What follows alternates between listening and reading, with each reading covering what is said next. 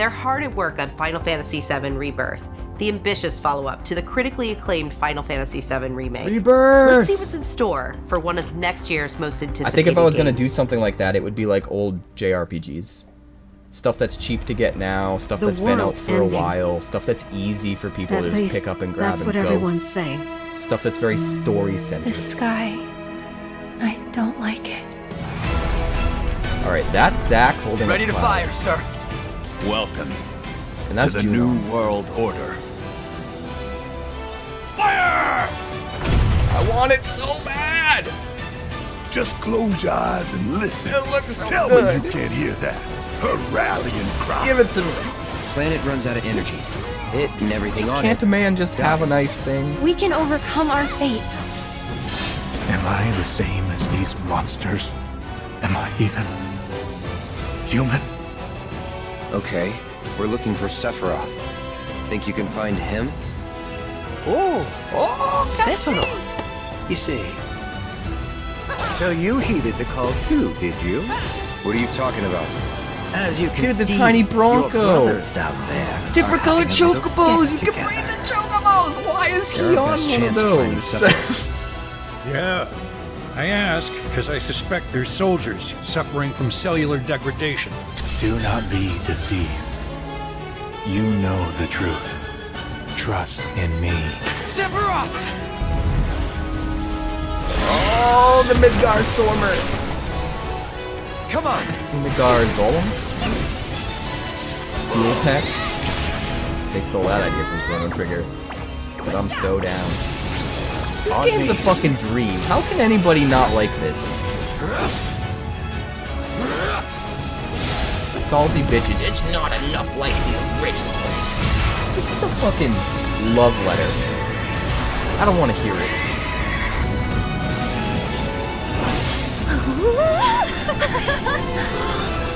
What The fucking golden saucer! And I'm always back at the golden saucer! And Chocobo Racing! Come on. Come on. Excuse me. Could you look after my friend? Just for a bit. This game is a fucking dream come true. A dream come true. A weapon? Tutelary creatures, set only to appear when the planet is in grave danger. The weapons are coming in this, or Disturb how my are they going? slumber. Vincent! It's upon It's us. Vincent! The reunion. When worlds merge. I'm waiting, Cloud. I was so worried they'd save Vincent for part 3. Oh my god, how far are they going? February 29th. I am so excited. Most anticipated for sure. So, Final Fantasy VII Remake is not a remake of the original game, it's a sequel. It gives you all of the locations, characters, story beats from the original. But I guess I kind of spoilers. If no one wants to hear this, mute me right now. But I need to make Duchess understand why she's kind of wrong. They didn't change the story. What they did was made a sequel where Sephiroth goes back in time and tries to change what happens in the original. And that is amazing because here's the problem. If there are differences in the remake to the original, it forces you to have to choose, well, which one's canon? If this is different from that, then which one's canon? And the idea of thinking something that they changed is canon over something that's been beloved your whole life just doesn't sit right, and your brain just goes, nope, not good. Not good. They're trying to change something I love. That's not how it happened. That is not correct. That motherfucker back there is not real. But that's not what Final Fantasy VII Remake is. Final Fantasy VII Remake pretends to be a remake until you actually get a good halfway through the game or more, and you start to realize it's actually a sequel. Sephiroth went back in time. He's merged with the life stream at the end of the original, and because of that, the life stream doesn't see time as linear. and he's able to hitch a ride on the life stream, basically, his essence. And he's able to go back to when Cloud first met Aerith. And he's trying to stop that from happening. Because he knows if he lets events unfold the way they did in the original Final Fantasy VII, it leads to him losing and being defeated. So he's trying to go back and change history, make it so that Cloud never meets Aerith, make it so that all these things happen. And then the planet, just like the planet sends the weapons in the original Final Fantasy VII at the end to try to protect the world from what it thinks is an outside force trying to come in and be parasitic, which would be like Meteor that's being summoned by Genova.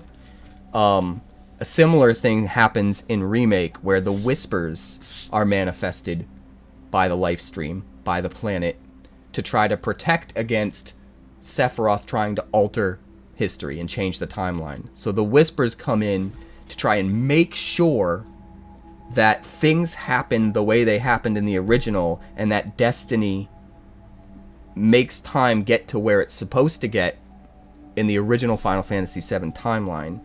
And Sephiroth tricks you by the end of the game into confronting the Whispers and defeating them, and basically getting rid of their hold on the timeline and their ability to kind of set things right and set things back on track, so that he can continue on with his plan of changing things and not being defeated at the Northern Crater at the end of 7. So the entire thing is basically Back to the Future Part 2. And it's fucking brilliant, because I still get to see all of the locations, the characters, the story beats, the fight scenes, all that stuff from the original in glorious new HD graphics, but I get this through line of a sequel. It doesn't ever replace the original. It just adds to it. It adds story to it the way a sequel would. And because it doesn't replace it, and I don't have to pick, well, which one's the real canon, it doesn't overwrite the original game, that means I don't have to hate the remake. It just makes everything better. It gives me the best of both worlds. I get what I'd want out of a remake, which is seeing all the things I loved about the original redone in HD, feeling more immersive, like you're there in it. But I also get this underlying layer of story that adds to what 7 was and leaves the future unknown. And I think the entire point of it all is that Sephiroth, I think they want to trick you into thinking you can prevent Aerith from dying.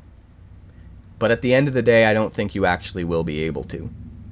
I think all of this changing the timeline stuff is literally just to give you a false sense of hope of like, oh, this time it will be different. This time we can save Aerith.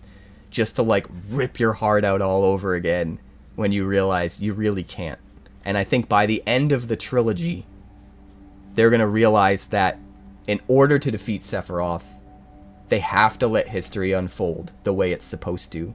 They have to fix everything they undid, let history unfold the way it's supposed to, and when the whole thing's over, it's just gonna circle right back around to where it started and make it so that the timeline resolves the same way the original Final Fantasy VII did, and everything, it's like a perfect circle. Everything ends the way it started. And I think it'll be brilliant. I'm super excited about it. I'm excited about the fact that I don't know what's going to happen next, but that doesn't overwrite the original game and replace it in canon. All of that's just really exciting to me.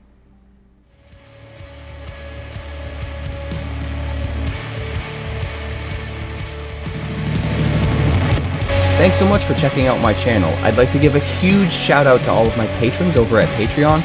Without you guys, this channel would not be possible, so honestly, thank you from the bottom of my heart for all of your contributions. If you haven't yet, like and subscribe. The more likes we get and the quicker we get them, the bigger this channel will grow and the faster it will grow. I'd love nothing more than this channel to become something very special for you guys, but it's entirely up to you how fast that happens. Also, if you'd like more deck text, that's somewhere over there. And if you'd like to see what else the channel's been up to lately, that's somewhere up that way. Also, subscribe. circle below, do all the things.